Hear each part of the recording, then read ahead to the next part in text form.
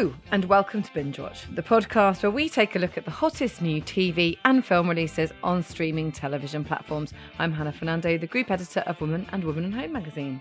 And I'm Ian McEwan, writer on TV and Satellite Week, TV Times and What's on TV magazines. And today we're looking at the new releases that will be available on Friday, the 20th of February 2026. Including a new Netflix documentary series about irascible celebrity chef Gordon Ramsay, and Prime Video thriller 56 Days, in which a whirlwind love affair becomes a lethal obsession. Yes, we've all been there. And we'll also be checking out the return of Jennifer Garner in season 2 of The Last Thing He Told Me on Apple TV, and a reality check inside America's Next Top Model, a documentary series looking back at Tyra Banks' groundbreaking but very controversial US reality TV show on Netflix. But first, Ian, what is in the news? Well, I recently interviewed Mark Gatiss for, would you believe it, his next Ghost Story at Christmas, which they're filming already. Wow. And his period whodunit bookish, which he created and stars in, is going to be back this year with roles for Jason Watkins, Simon Callow and Miranda Richardson. What else is in the news, Hannah? Well, train spotter Francis Bourgeois will be one of the new presenters when motoring series The Grand Tour returns on Prime for more motorised mayhem, yes, of course, and this time in Angola, Malaysia and California. An interesting lineup, I think, this week. We've got a couple of documentary series, very different ones. We've got a brand new drama and a returning favourite as well. We're going to start on Prime Video with a psychological thriller called 56 Days. And here's a clip. What you got here? Body in a bathtub. Wondering what he was. You gotta stop calling him a he. He could be a she. Have you got color in your cheeks? Last night, someone posted a fire alarm. This feels connected, like the killer coming back to the scene. Have you no idea that you're in deep? So do you like secrets? No. 8 episodes in this one. It's based on a best-selling book, apparently, by Catherine Bryan Howard. And yeah, it's one of those ones that, well, the title suggests it, 56 Days. It starts in the present, but then it kind of flashes back to day one, and then we're going to gradually sort of scroll through the 56 days running up to the terrible thing, which is not a spoiler because it happens right at the beginning, in this very fancy, not very nice looking apartment. A decomposing body is found in the bath. Yes, I mean, it looks absolutely revolting. It really is. But then we wind back the clock and it's a sort of meet cute situation. So Kira, played by Dove Cameron, is in a grocery store in Boston, where it's set, when she gets chatting to Oliver, played by Avan Yogia. And yeah, basically they get chatting and they arrange a date. Well, they go for coffee first, and then they're both interested in space travel, so they decide to go and see a documentary film in the cinema about space, yada yada. So yeah, it's a bit of a romance developing there. But quite early on, you see, when they're out for a drink, you see Oliver disappearing into the men's room. And I think he's ringing his therapist and he's saying, it's happening again, it's happening again. So you're thinking, oh dear, I think I can predict how this is going to pan out. However, by the end of episode 1, you are wondering whether you were right in that assumption. I'll say no more. So yes, is it Kira in the bathtub? Is it Oliver in the bathtub? Is it someone else completely different? So it's a good setup, I would say. And then you've got these 2 homicide detectives, Lee, played by Carla Souza, and Carl, played by Dorian Missick, who are investigating, the crime scene, basically. And you got to say that Carl is a bit of a dick. Really, he's dreadful. He really is awful. They've got some pretty hardcore banter that they have between them that I found very off colour. Anyway, see what you think. It hasn't got any sort of first-person narrative like You, the drama about the sort of serial killer and serial romantic. But yeah, it slightly reminded me of that. There's obviously both characters, I think, are hiding secrets that will be revealed as this plays out. So yeah, I mean, like you, Hannah, often I'm not a fan of the moving backwards and forwards on the timeline, but in this case, it's pretty effective. What did you think? Yeah, I agree. It kind of works. I hate that because it's just too complicated for my small little brain. Sometimes I'm like, no, this is just too much. I can't compute on a Saturday night. But actually, it works in this instance. I think what I like about it is, what I enjoyed about it is this relationship between Kira and Oliver, because actually it's so wrong that it's right for them, isn't it? You know, it's an obsessive relationship. It's immediate. They're bonded by an obsession, but they have this kind of, both of them got a very dark side, a troubled side, and it's sort of based on that, and that unnerves, I think, the whole premise of this, because, like you say, the big kind of whodunit, I suppose, and it's quite cleverly done because you really don't get an idea, do you? It's not kind of, you think you know, but you probably don't really know. And there's some really, as you say, horrible characters, you know, and Carl is a bit of a dick, as you said. Some quite uncomfortable narrative there too. It's just a bit of a different way of presenting this kind of genre, and I think people will quite like it. That whodunit, cracking a case. If you like that sort of thing, then you'll like this. Over on Netflix, we have a new documentary series called Being Gordon Ramsey. And here's a clip. People think that they know Gordon. Sadly, it's overcooked a touch. We've gone for the aesthetics over the quality. I want you to start taking some more risks. He's someone who dreams big. Lad. But you know what? He's just Gordon to me. It's like 30 years since we got together. And sorry, one little coffee shop there. Come back, hold that moment for one thought. It drives me mental. We're so used to seeing Gordon Ramsay, aren't we? You know, from Kitchen Nightmares or whatever. He was kind of the original chef that just lost his mind at chefs and got angry. And was it passion, or was it just complete inability to curb his language and stop being rude? I'm not sure we ever really found out. But he made his name really from that, didn't he? You know, he went into restaurants and tried to turn them around in a very brutal fashion at times. But the end scenes always seem to be with the restaurateurs, the owners, being quite happy with him. And now this is quite different. This is sort of Gordon grown up, I'm going to call it. It's just a bit of a different thing. He's still got the fire in his belly. I mean, there's no doubt about that. You can still see the Gordon Ramsay that we saw back in Kitchen Nightmares and Next Level Chef and all the rest of them. But this is a 6-part documentary series. And I guess it's the closest to a reality show that we've had to him, because although it's reality when he's been in kitchens, it's not been personal. It's not been about him. This is about him. This is his money, 20 million quid being put on the line, trying to create a new restaurant, the launching of a new restaurant venture. And it's 22 Bishopsgate. And for anyone that doesn't know, it's a top floor of one of London's highest skyscrapers. So absolutely incredible. And it follows him on this journey. Now, of course, starting up any business is high stakes, it's difficult, it's tricky. But in this, you begin to see a bit of home life as well. You get to see him with his wife Tana, with the children. And you do see a sort of softer, gentler side. And actually, I learned quite a lot about him. You know, the fact I don't think I realised, in fact, no, I didn't, that he'd come from nothing really, and he'd built this empire, and he lives in fear all the time that suddenly this will just all kind of erupt one day, go pop, and actually, it's not going to be. He won't have that money anymore. He won't be able to have that lifestyle, and it's going through all that. I mean, I guess he's lucky to have that money in the first instance to do it, I suppose. You know, a lot of people will be borrowing money from the bank and what have you. But he has, all of it's pinned on this. You know, if he loses this, he loses kind of everything. And having, I suppose, as the safety of a documentary is essentially what this is, isn't it? It's making it safer. It's following it. It's making column inches. It's you and I are talking about it now. That's the point. So it's a 9-month period.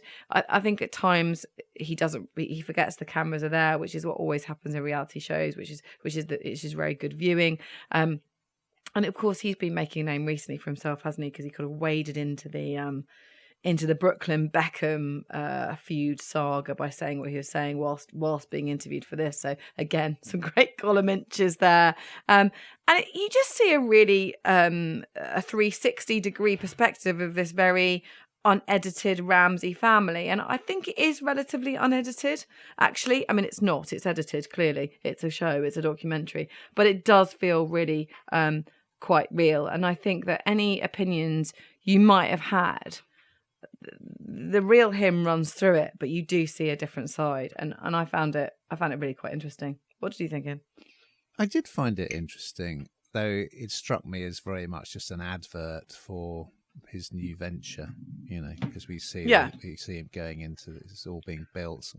And I did think, well, it's not the sort of restaurant I would like to go to at all. But I've seen the pictures of the finished products, and it just looked pretty good, actually. Anyway, the difficulty with Ramsey, I think, is because he spent so much time being, in quotes, himself in front of the camera, but it's really just a version of himself.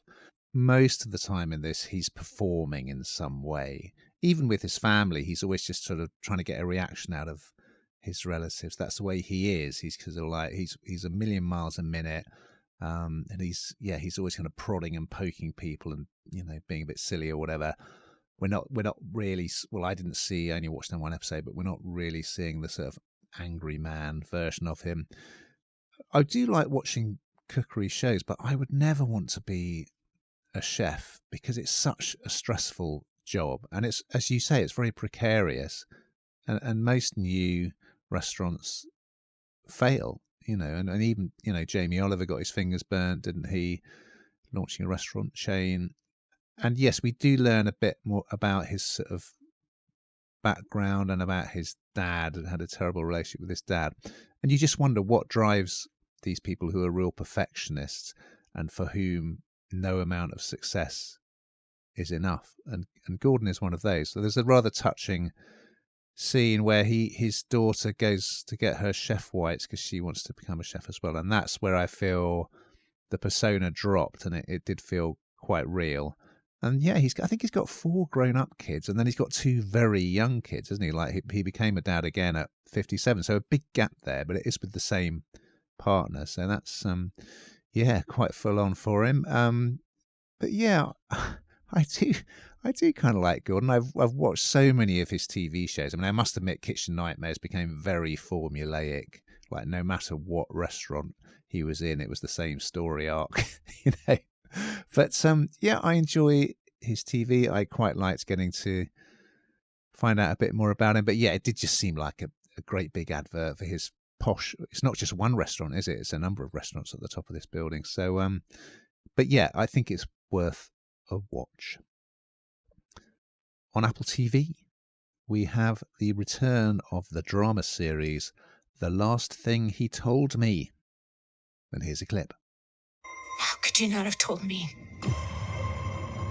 There's a crime family that's trying to kill you. It would have been putting you at risk. I want to fix it. Things changed. We were trying to build a case that would take down the Campanos. These are erratic, immoral people. This is our best shot. Isn't it safest for us to stay away from him? We are going to do this together. 8 episodes for this one, but it's Apple, so you are getting them released weekly. And yes, if you've not watched season 1, you need to, because it's quite complicated, and that is available on Apple. So yeah, if you don't want to hear spoilers about that, you might want to skip forward now. So yes, the first season, it stars Jennifer Garner, and she plays a sculptor called Hannah. She was married to this guy called Owen, played by Nikolai Costa-Waldau, who ran a software company, but it was raided by the FBI and he had to go on the run. Yeah, pretty exciting, right? And he has a daughter, Bailey. So that's Hannah's stepdaughter. So the two of them are left together, and he just left a note. He had a note delivered to Hannah just saying, protect her. Okay, so as the season played out, we discovered that there was a lot more to his life than she realized. And in fact, there's this whole storyline where he'd kind of been connected with prosecution of this mob family, and links to his own family, his in-laws. Okay, and the cliffhanger at the end of the last season was 5 years later. He comes to an art exhibition. He's sort of heavily disguised. He's got this long beard, and he meets her, and she realizes it's him, and they just kind of touch hands. So that was like, oh my goodness, he's back. So Hannah and Bailey have kind of got this, they've arranged this sort of truce with this crime family because Bailey's granddad, her mother's father, is sort of keeping the peace.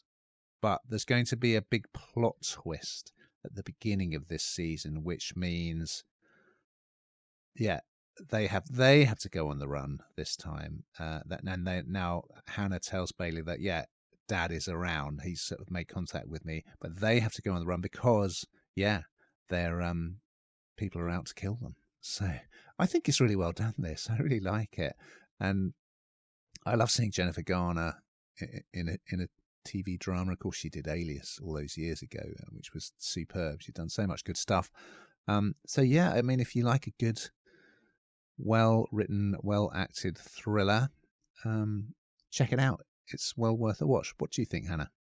Yeah, I love it when, you always worry, don't you? Think you know someone, but how well do you really know them? That kind of rich tapestry of lies that they've kind of weaved throughout their life. And this is, takes the biscuit, doesn't it, this one? And I think she handles the whole thing incredibly well, because for your husband who you think just to go up and on the run, and it's 5 years before their paths cross again. And can you ever trust anyone like that again when they've told you all those lies before? I mean, I think most of us would say probably not. But that's the interesting part of this, isn't it? And also, when you love someone, when you care for someone, and I mean, for Hannah, it's not her daughter, but her stepdaughter. They'll have become closer because this would have bound them even more. But also for his actual daughter, Bailey, you can't just turn your back on your dad, probably. Blood is thicker than water in most instances. So I really like this dynamic, actually. I like the emotion. It's not just some baddie on the run. It feels a lot more depth, has a lot more depth than that. Well, we're going to finish on a high note, I would say. We're back on Netflix for another new documentary series. This one is called Reality Check: Inside America's Next Top Model. And here's a clip. On America's Next Top Model, we were showing the behind the scenes of what the fashion world was. I wanted to fight against the fashion industry. The only reason the door was open to me was because of Tyra. We had an audience of over 100 million people. I felt like I was part of something so big. That was a moment where I realized, oh my God, I think we built a monster. Come on, Ian. Smize. You know you want to. Smize. Smile with your eyes, for anyone that doesn't know. If you know, you know. Wow. This is quite something, isn't it? I mean, it's a bit long and laborious, if I'm honest with you, and it probably could have been shortened quite a bit, in all honesty. But it kind of sadly tells you what you probably already know. I mean, for anyone watching this first time around, although it drew in more than 100 million viewers worldwide, there was so much wrong with it. And I think we all knew that. I think it's Kate Moss that said those words, nothing tastes as good as skinny feels. I think it was her that said that. And we have like a fashion industry which seems to rely on models being absolutely emaciated at times, and the fashion world has had a fairly hard and understandably hard and rightfully hard ride for trying to get people to look a certain way. But my goodness, to make a television series in which this was sort of almost made okay, I suppose, is just unbelievable, really. And of course, 2026, this viewing's pretty hard. Now, this is a documentary of sorts. They talked to Tyra Banks, who of course made her name really hugely on this, and she takes an interesting stance, really, because she sort of says, well, it is what it is. She recognizes things aren't quite right in places. She totally takes herself away from some of the bigger questions around what they filmed. That was a producing thing that wasn't down to her. And then, of course, they also interviewed the exec producer, Ken Smock, who just said, this is a documentary. Everybody knew what they were getting into. And of course, it's very easy to look back at television, isn't it, and pull it apart. There's been lots of things that have just been absolutely wrong, but that doesn't make it right. Just because we're now looking back and it was okay at the time, it actually, I found this, even at the time, really quite uncomfortable to view. And this was like public ridicule. It was weighing people on camera. There are images of people putting their hands around their waist and be able to touch their forefingers with their thumbs. I mean, I don't need to tell you how small that is. But apart from that, it's this demoralization and complete women, particularly, I think, in this instance, are ridiculed for being different. So if you had a gap in your teeth, one person was sort of forced to have that gap removed. A makeover is makeup, in my opinion. A makeover is not procedure. And suddenly you see this. You see the body shaming is just off the chart, put it that way, absolutely off the chart. In a world where we just need a bit of kindness right now, this kind of really takes the biscuit and is uncomfortable viewing. You've also got the really horrible stories of where they, one girl, she was drunk. She drank 2 bottles of wine, I think. She ended up having sex with someone. They filmed it. Just shouldn't have gone out. It should never happen. Someone should have stepped in and stopped that. It hasn't happened. There's loads of people here that are massively affected and will be affected for the rest of their life. But it's not the first time we've seen it with reality shows, is it? But this really is up there with the greats in terms of, I think, how badly people are treated. And does this shine a beacon of light on the fashion industry as a whole? Quite probably. Is this still representative of the fashion world? Quite probably in areas. I'm sure there are dark areas of every industry, but let's be honest, being thin, and I don't say slim, being thin is still very in vogue, and that's the point, isn't it? And we're creating a world for our girls, for young girls, to think that this is normal, and it's not. And I think actually it's worth people, because the memes that have come out of this show are huge, aren't they? Even if you're not a millennial, you didn't watch it first time round, you're still going to know about it. It's sort of popular culture in a way, isn't it? I mean, they got one girl who was slightly bigger than the rest to pose as an elephant on the safari-themed photo shoot. It's absolutely disgraceful. I mean, it's just a recoil in horror, really, that it's ever been allowed to go out. As I say, I still think, sadly, this stuff goes on, probably. But yeah, it's pretty grim. It's interesting because, of course, the main people in there are involved in this documentary, which is what I think makes it so interesting, because you actually really want to hear from them. Are they hard enough on them? I'm not sure they are. Could you cut this down? Yes, you definitely could. I think it's probably a bit too long, and you get the gist pretty quickly of how horrendous this time was for an awful lot of people. What did you think, Ian? I found it very interesting. In fact, I went straight on to episode 2, which is unusual for me. I didn't watch Inside America's Next Top Model at the time.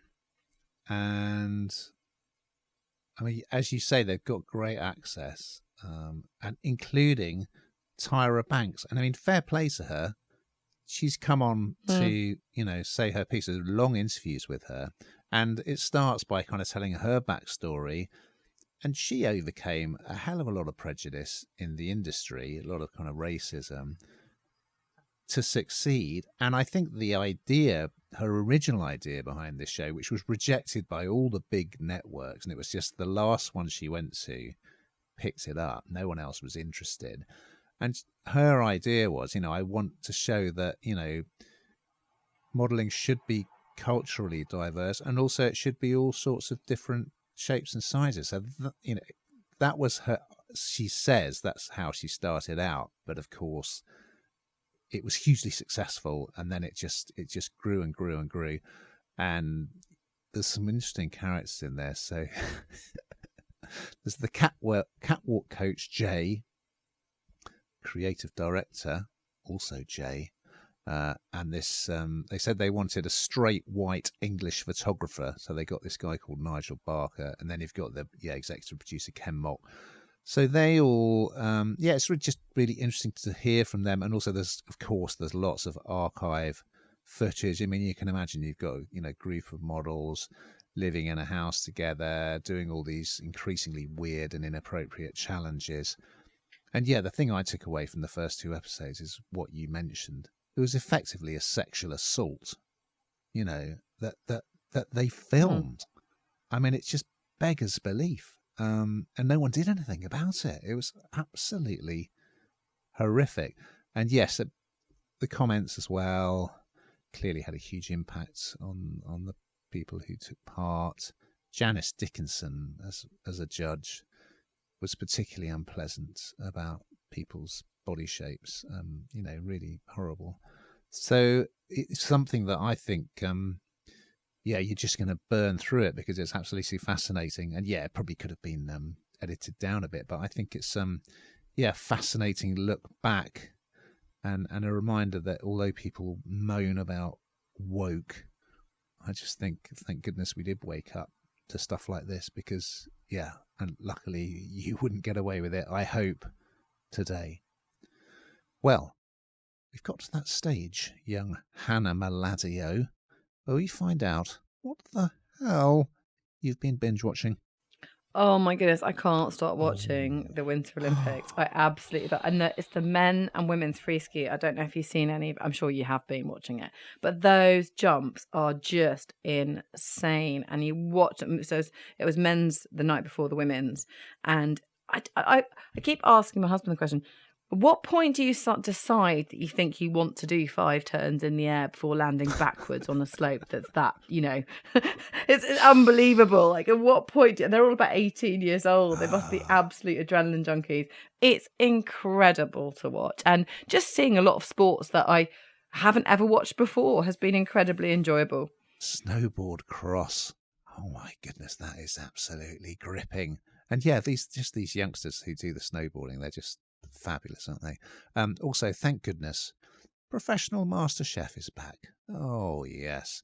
And on that note, there's a rather lovely film for gastronomes. It was on BBC 4, so it'll be on BBC iPlayer.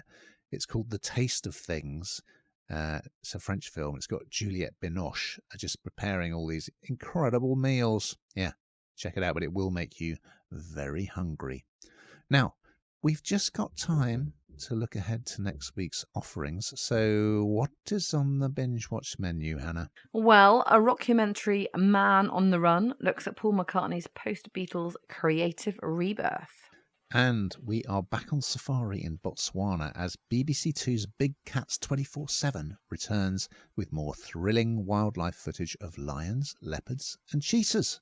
So we look forward to those and much, much more. But in the meantime, dear listeners, keep watching.